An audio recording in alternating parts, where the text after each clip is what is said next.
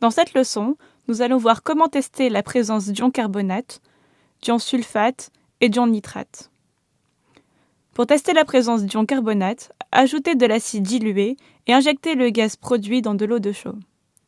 Cette réaction libère du dioxyde de carbone, qui trouble l'eau de chaux à cause de la formation de carbonate de calcium.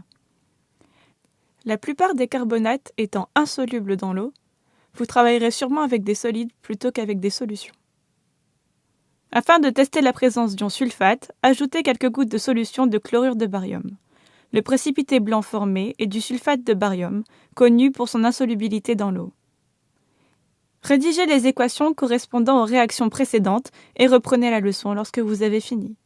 N'oubliez pas d'équilibrer les équations et d'utiliser les bons symboles d'état.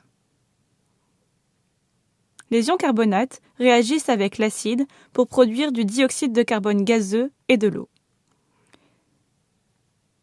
Les ions barium et les ions sulfate se combinent pour produire un précipité de sulfate de barium. Pour tester la présence d'ion nitrate, ajoutez de l'hydroxyde de sodium et de la poudre d'aluminium et chauffez doucement au bain-marie. La poudre d'aluminium réduit l'ion nitrate en un ion ammonium.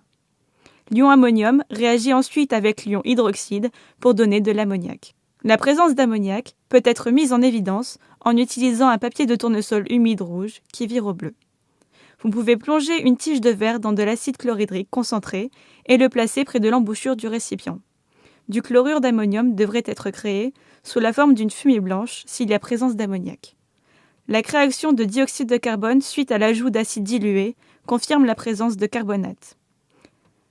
Si un précipité blanc est formé suite à l'ajout d'une solution de barium aqueux, cela indique la présence de sulfate. Les nitrates peuvent être réduits en ions ammonium, qui peuvent ensuite réagir avec les ions hydroxyde pour produire de l'ammoniac. L'ammoniac fait virer un papier de tournesol humide rouge au bleu et forme une fumée blanche de chlorure d'ammonium en présence d'acide chlorhydrique concentré.